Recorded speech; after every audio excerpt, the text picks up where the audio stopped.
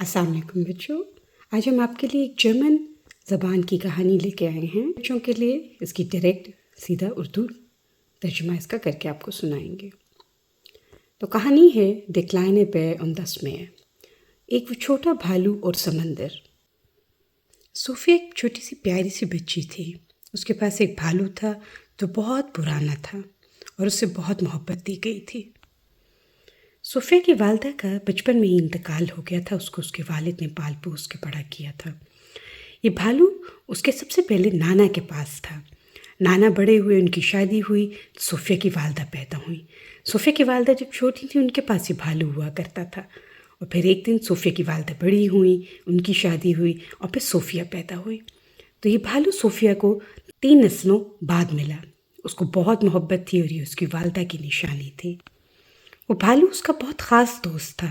وہ کوئی کھلونا نہیں تھا اس کے لیے۔ اس کے ساتھ وہ بیٹھ کے پکنک کرتی تھی، اس کے ساتھ وہ جنگلات میں سیر کرنے جاتی تھی۔ یہاں تک کہ ایک دن والد صاحب نے کہا، آجو بیٹے صوفیہ، قریب شہر میں ہمارے قریب ہی سمندر ہے، ساحل سمندر ہے، میں آپ کو سیر پہ ادھر لے جاتا ہوں۔ ان لوگوں نے بس پکڑی، قریب کی ریل گاڑی کے سفر کیا اور اس کے بعد جا کے وہ ساحل پہ پہنچے۔ ساحل پہ صوفیہ کو بہت مزہ آ رہا تھا۔ خوب اس نے بھالو کے ساتھ کھیلا، ہنسی مذاق کیا۔ والد صاحب نے اسے آلو کی کتنیاں کھلائیں، ساتھ ہی انہوں نے کلفی کھائی، ریت میں کھیلا، پتنگ اڑائی، ریت کے محل بنائے، بہت مزہ آیا۔ ایسا لگتا تھا جیسے کہ بہترین دن ہے وہ آج صوفیہ کی زندگی کا۔ لیکن اچانک کالے بادل آئے، طوفانی ہوائیں چلنے لگیں، بجلیاں کڑکنے لگیں اور زوردار بارش شروع ہو گئی۔ صوفیہ اور اس کے والد نے فوراً اپنا سامان اٹھایا، جلدی جلدی میں چیزیں اندر ٹھونسیں اور بھاگے، دوڑ لگائی انہوں نے۔ اسی دوڑ میں نہ جانے کب کسی ایک تھیلے کا بٹن کھل گیا اور صوفیہ کا وہ عزیز ترین بھالو پڑک کر کے باہر گر گیا۔ نہ جانے کب تک وہ بھالو باہر گرا رہا، کسی کو پتہ بھی نہیں چلا، یہاں تک کہ خوب بارش اور طوفان کے بعد جب بارش تھم گئی، بادل چھٹ گئے، تو بھالو اکیلا اپنے آپ کو دیکھتا تھا ساحل پہ۔ کوئی شخص آس پاس نہیں تھا سوائے چند ان پرندوں کے جو سمندر کنارے ہوتے ہیں۔ کچھ دیر بعد ایک چھوٹا سا پرندہ آیا۔ شاید اسے لگا یہ جیتا جاگتا انسان ہے یا جانور ہے، اس کو کھا لیں۔ سمندر کو یہ بات پسند نہیں آئی۔ سمندر نے چاہا کہ یہ بھالو جلدی سے اپنی مالکن صوفیہ کے پاس چلا جائے۔ سمندر کی ایک اونچی سی لہر آئی، وہ بھالو کو اپنے ساتھ بہا کے لے گئی۔ ادھر دوسری طرف صوفیہ اپنے گھر پہنچ چکی تھی۔ اس کے والد نے اپنے گیلے کپڑے بدل لیے، جیکٹیں لٹکا لیں، ساتھ اپنا تمام سامان سنبھال کے رکھ لیا۔ کچھ دیر بعد جب سب کچھ خشک ہو گیا، صوفیہ کو ایک دم سے خیال آیا، ہاں میرا بھالو کہاں ہے؟ اس نے ہر کمرے میں دیکھا، سیڑھیوں کے نیچے، جیکٹیں لٹکانے والی جگہ پہ، خالی کمروں میں، اپنے بستر کے نیچے، یہاں تک کہ اوپر تہخانے میں بھی جا کے دیکھا اس نے، کہیں نہ ملا اسے بھالو۔ آخرکار پریشان ہو کے والد صاحب نے بس کے ڈرائیور کو فون کیا، ریل گاڑی کے ڈرائیور کو فون کیا، یہاں تک کہ چھوٹے سے جہاز جن پہ انہوں نے سفر کیا تھا ان لوگوں کے ہاں انہوں نے فون کیا۔ کہیں کوئی بھالو یا گمی ہوئی کسی بچے کی چیز نہیں ملی۔ جب انہیں کہیں وہ بھالو نہ ملا تو وہ دونوں پھر سے بس اور سفر اور ریل گاڑی کا سفر طے کر کے واپس اس ساحل کنارے گئے۔ وہ ایسا ہی تھا جیسے ان کے خاندان کا، ان کے گھر کا حصہ ہو۔ ساحل پہ انہوں نے ہر جگہ دیکھا، ادھر ادھر جہاں پہ وہ بیٹھے کھیلے تھے، اب کہیں بھی بھالو کا نام و نشان نہیں تھا۔ صوفیہ اب اداس ہونے لگی تھی۔ والد صاحب نے اس کی اداسی بھانپ لی تھی اور اس کی اداسی دور کرنے کے لیے وہ اس دکان میں لے کے گئے، ہر طرح کا بھالو اس کو لے کے دیا، لیکن کوئی بھالو بھی اس کے اپنے اصلی بھالو جیسا نہیں تھا، کیونکہ اس بھالو میں اس کی والدہ کی نشانی ہی نہیں تھی۔ صوفیہ کے پاس اس بھالو کا صرف ایک نشانی ایک رہ گئی تھی، اور وہ تھا اس کا اسکارف جو وہ گردن پہ لیتا تھا۔ وہ بھالو صوفیہ کی والدہ کی آخری نشانی تھا۔ صوفیہ کوشش کرتی تھی کہ اپنے آپ کو اداس نہ رکھے تاکہ والد صاحب پریشان نہ ہوں۔ آخرکار اس نے اسکارف میں سے ایک ٹکڑا چھوٹا سا توڑ کے اس کے گلے میں ایک ہار تھا جس میں اس کی والدہ کی تصویر تھی، اس ہار کے ساتھ رکھا اور ہر وقت اس کو یاد کرتی تھی۔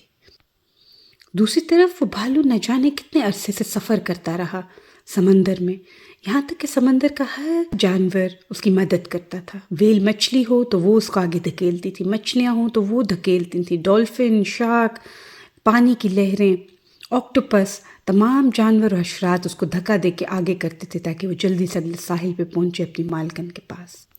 ایک دفعہ تو جہاز والوں نے بھی اس کو اٹھایا اور اپنے ساتھ جہاز پہ دور تک اس کو لے گئے۔ پھر جب انہوں نے واپس اپنا اینکر نیچے کیا تو بھالو واپس سمندر میں آ گیا تاکہ جلدی جلدی سفر طے کر سکے۔ ایک سیل نے اپنی کمر پہ بٹھا کے اس کو فاصلہ طے کرایا تھوڑا سا، ایک لکڑی کے ٹکڑے پہ اس نے تھوڑا سا سمندر کا فاصلہ طے کیا، ایک چھوٹی سی جان بچانے والی اس نے غبارے پہ بیٹھ کے سفر طے کیا اپنا تھوڑا سا۔ لہریں جب بھی بہت تیز ہو جاتی، طوفان تیز ہو جاتا، سمندر پھر بھی اس کو سنبھال کے بھالو کو آگے آگے لے کے چلتا۔ اور جب کبھی ایسا ہوتا ہے کہ بہت موسم ٹھنڈا ہو جاتا ہے، بھالو کو بچانے کے لیے سمندر اس کو کسی ساحل کے پتھروں کے پاس چھوڑ جاتا، بھالو وہیں پڑا رہتا جب تک کہ اگلی بہار نہ آ جاتی، پھر سے سمندر کی ایک اونچی سی لہر آتی اور بھالو کو اپنے ساتھ بہا کے لے جاتی۔ نہ جانے کتنے اس نے ساحل چھان مارے تھے، کتنے شہر اس نے دیکھ لیے تھے، لیکن بھالو کو ابھی تک اپنی مالکن صوفیہ نہیں ملی تھی۔ اس کا سفر آگے سے آگے جاری رہا، سمندر اس کو ہر ساحل پہ روکتا اور اس کو آگے لے جاتا۔ کبھی کبھی تو ایسا بھی ہوتا تھا کہ سمندر اس کو آگے دریاؤں میں، جھیلوں میں، چھوٹی نہروں میں لے جاتا۔ ایسے ہی ایک دفعہ ہوا کہ بھالو سمندر سے ایک چھوٹی سی جھیل اور پھر دریا اور اس کے بعد ایک چھوٹی سی نہر میں سے بہتا ہوا چلتا گیا آگے۔ اس نہر میں سے وہ بہتا جا ہی رہا تھا کہ ایک دم سے ایک دن جنگلات کے اندر سے ایک بچی نکلی۔ وہ حیرانی سے اس بھالو کو دیکھتی رہی، بہت دیر تک اس بھالو کا پیچھا کرتی رہی، اس ندی میں، اس نہر میں۔ آخر کار اس بچی نے موقع پا کے اس بھالو کو باہر نکال لیا اور بھاگتی ہوئی لے کے گئی اندر۔ بھالو کو جب وہ دور تک بھاگتی ہوئی لے کے گئی، پکارنے لگی، نانی اماں، نانی اماں، نانی اماں دیکھیں میرے پاس کیا ہے۔ اتنی چیخو پکار کے بعد ایک بوڑھی سی خاتون باہر آئیں۔ بوڑھی سی خاتون نے اپنی اینکیں ٹھیک کی اور غور سے جو دیکھا تو ہکی پکی رہ گئی، بھاگتی ہوئی آئیں، اپنی پیاری سی نواسی کو گلے لگایا اور بھالو کو دیکھتی کہ دیکھتی رہ گئی۔ یہ بوڑھی خاتون صوفیہ تھیں۔ صوفیہ کو اتنے سال گزر گئے تھے اس بھالو کو دوبارہ دیکھے ہوئے۔ صوفیہ بچپن سے لے کے جوان ہو چکی تھی، پھر اس کی شادی ہو گئی، اس کی بھی آگے سے ایک بیٹی ہوئی، وہ بیٹی پل پوس کے بڑا ہوئی، وہ بیٹی بڑی ہوئی تو پھر ایک دن اس کی بھی شادی ہوئی اور اس کی ایک چھوٹی سی بیٹی پیدا ہوئی۔ وہ بیٹی صوفیہ کی نواسی تھی جو اس علاقے میں اس کے پاس چھٹیاں گزارنے آئی تھی گرمیوں میں۔ اور ایک دن جنگل کنارے کھیلتے کھیلتے اس کو ندی میں سے وہ بہتا ہوا نانی اماں کا اپنا بھالو دکھائی دیا جو اس نے صرف تصویروں میں دیکھا تھا اور جس کی کہانیاں اس نے اپنی نانی اماں سے سنی تھی۔ آج قدرت نے صوفیہ کو اس کے بھالو سے پھر سے ملا دیا جو اس کی والدہ کی آخری نشانی تھی۔ صوفیہ اپنے آنکھوں میں آنسو لیے اپنی نواسی کا ہاتھ پکڑتے ہوئے ساحل کے قریب چلی گئی۔ صوفیہ نے اپنے بڑھاپے میں ساحل کے قریب ہی گھر لے لیا تھا تاکہ جب بھی وہ بھالو واپس آئے میں وہیں موجود ہوں۔ صوفیہ اس بھالو کے ساتھ سمندر کے پاس گئی اور سمندر کو شکریہ کہا، شکریہ سمندر، تم نے میرا قیمتی بھالو مجھے واپس پہنچا دیا، اور مسکرانے لگی پرانی یادیں تازہ کر کے۔ یہ وہ واحد لمحہ تھا جب اس کی آنکھوں میں بھی آنسو تھے اور اس کے چہرے پہ مسکراہٹ بھی تھی۔ بچوں، آپ اس طرح کی اور کہانیاں سننا چاہتے ہیں جو دوسری زبانوں سے ہم سیدھا آپ کے لیے اردو میں ترجمہ کریں تو شیئر کریں، سبسکرائب کریں، ہمیں لائک کریں اور نیچے کمنٹس میں لکھیں اگر آپ اس طرح کی اور کہانیاں سننا چاہتے ہیں۔